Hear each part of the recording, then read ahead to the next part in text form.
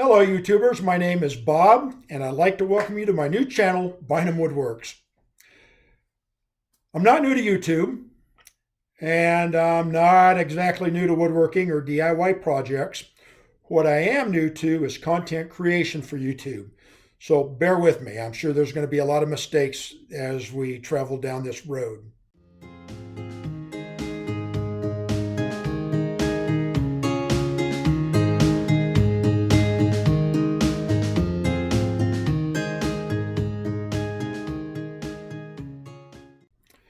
Before we get started about the channel, I'd like to give you just a brief history about myself. I retired in 1997 from the United States Army. I spent most of my career as a paratrooper, spent 3 years as a drill sergeant, spent a little time in the military mountaineering team, along with numerous other assignments throughout my career. What does that have to do with woodworking? Absolutely nothing.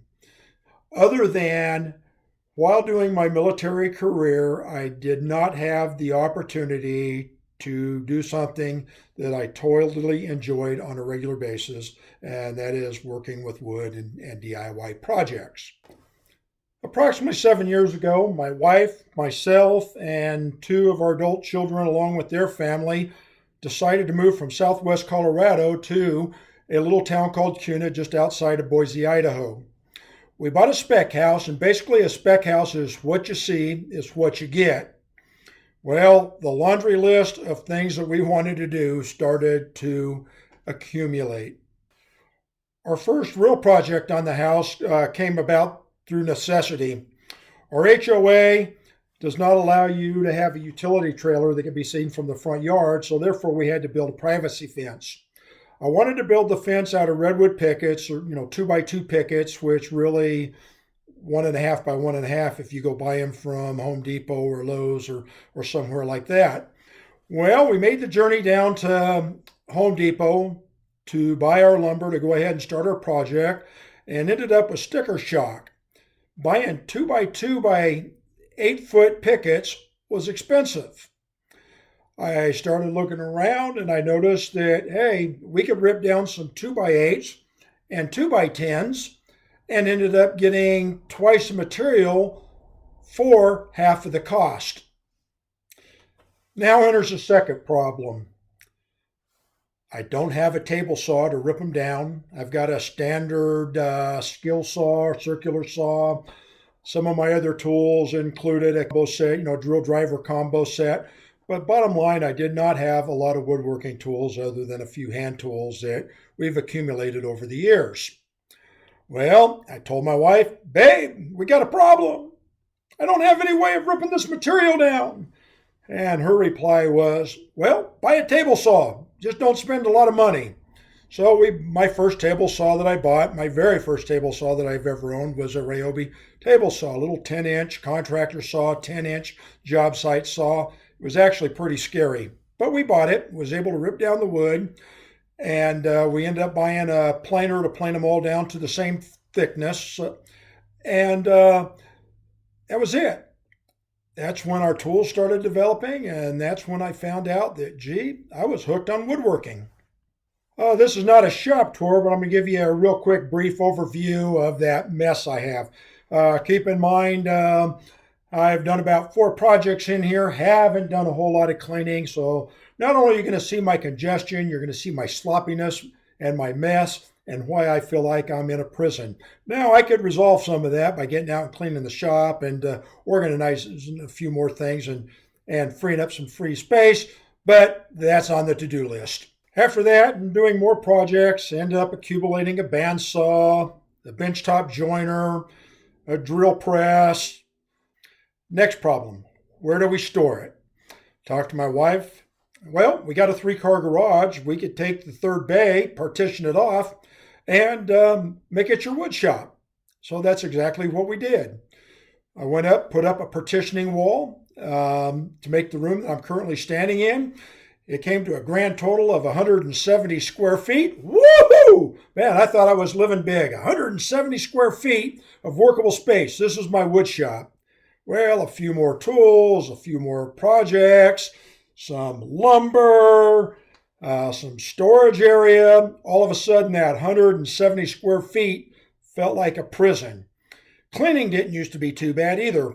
Basically, what I do is I just open up the garage door, move everything outside, get a leaf blower, blow all the sawdust out, suction some things up with the shop vac, move everything back in, and was good. Well, then we realized problem two. Winters get cold in Idaho. Don't want to be opening the door. Don't want to be letting my heat out. I had outgrown my 170 square foot shop.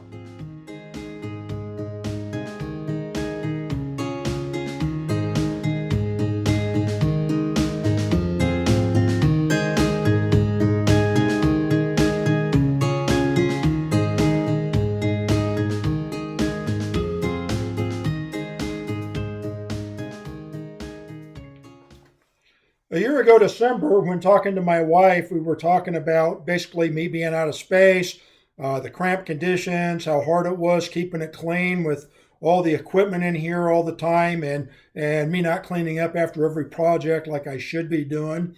And she agreed to go ahead and let me start a building project. Well, after consulting with my wife, she said, let's go ahead, build you a new wood shop. So it's a 20 by 28 foot downstairs area with about a 10 by 28 foot bonus room upstairs. And actual workable space would be more like about 10 by 20 after you get rid of the space being occupied by the staircase coming up. I'm going to show you a few pictures of this. But we planned the project in December. We got the funding for it in January. And we started developing the plans.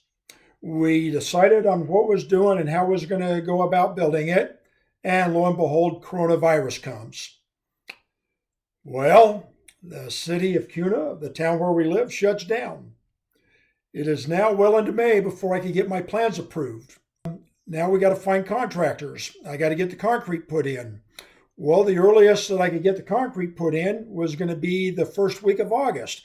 Building's going crazy up here in Idaho. Crazy.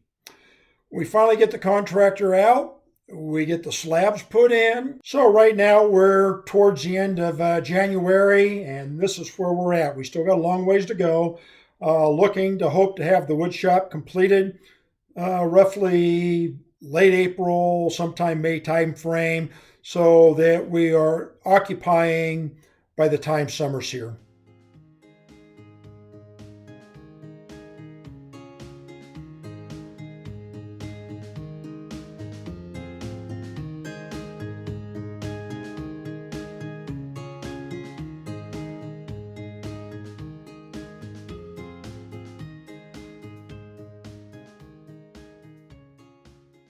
Hey, again, welcome to our channel, To Bynum Woodworks.